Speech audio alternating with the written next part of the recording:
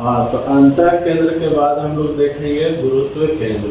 गुरुत्व केंद्र जिसको केंद्रक सेंट्रॉइड या सेंटर ऑफ ग्रेविटी बोलते हैं। इसमें हम लोग क्या बोलेंगे, ध्यान से सुनो कि किसी भी त्रिभुज के तीनों माध्यिका जिस बिंदु पर मिलती है उस बिंदु को गुरुत्व केंद्र कहते हैं, जिसे जी द्वारा सूचित किया जाता है। माध्यिका का मतलब होता है this is equal to this, और ये बराबर ये, और इसके बराबर ये होगा।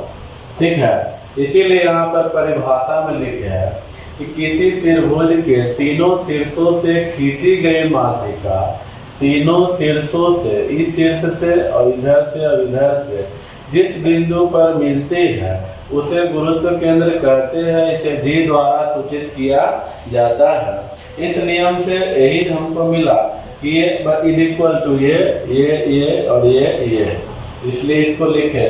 ये भी ध्यान देना है, गुरुत्व केंद्र जो है इस माध्यिका को 2:1 में विभाजित करता है, यानी इसके लंबाई के जस्ट ये आधा होता है। ये अगर 16 सेंटीमीटर होगा तो ये 8 सेंटीमीटर होगा। ये यदि 5 सेंटीमीटर होगा तो ये 2.5 सेंटीमीटर होगा।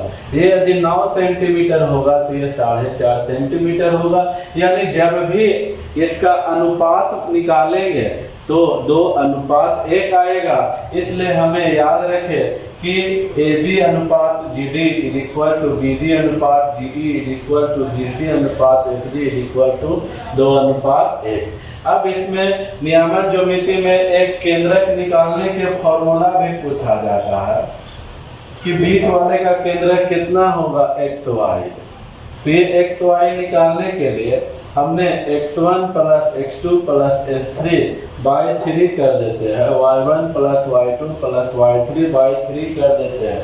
और हम क्या देखते हैं कि टोटल एरिया अगर है, मान ली समबाहु त्रिभुज है, उसमें माध्यिका है, तो हम लोग क्या देखते हैं कि ये टोटल का क्षेत्रफल जो होता है वह इतने के क्षेत्रफल जो होता है, ठीक है, तो ये उल्टा लिख दिए हैं, ये 3 टाइम्स होगा इसका, ठीक है।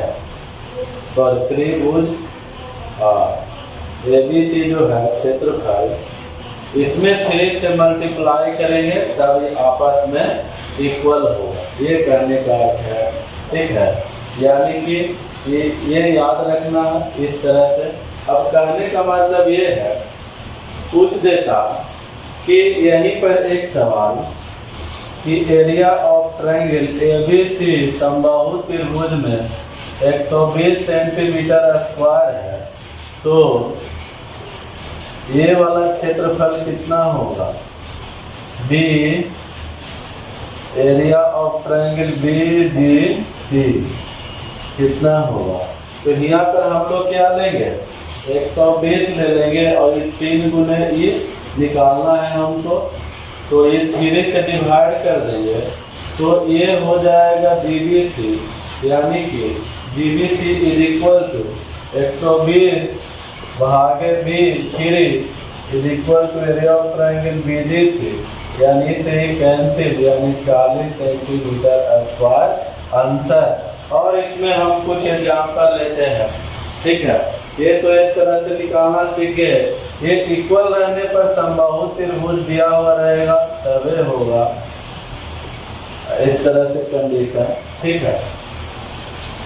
आगे हम लोग देखेंगे नेक्स्ट सवाल।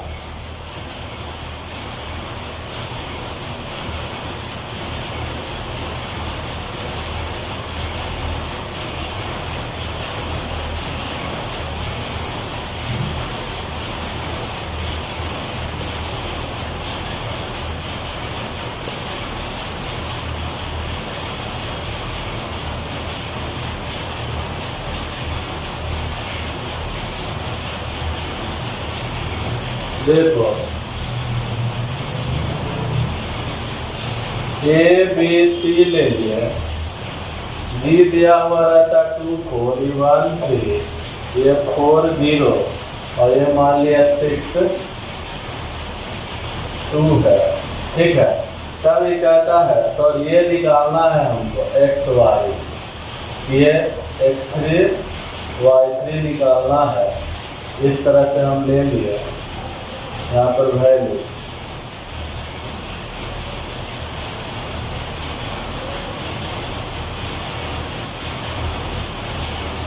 तो कितना होगा, यानी ये भी दिया हुआ है हमको। तो हम जानते हैं C निकालना है, एंगल वर्टेक्स C, सिर्फ C x3 y3 क्या होगा दिए गए चित्र में। तो यहाँ पे हम लोग देखेंगे क्योंकि gxy is equal to x1 plus x2 plus s3 by 3 y1 plus y2 plus y3 by 3। यहाँ पर हम वैल्यू ले लेंगे 0 प्लस 6 प्लस x3 बाई 3। यहाँ पर ले लेंगे 6 प्लस 0 प्लस कितना हो गया y3 बाई 3। यहाँ पर xy का वैल्यू 2 4 है, 2 4 ले लेंगे। अब हमको x3 निकालना है और y3 निकालना है, तो ये इसके इक्वल कर देंगे, x नियामक और y नियामक इसके इक्वल कर देंगे।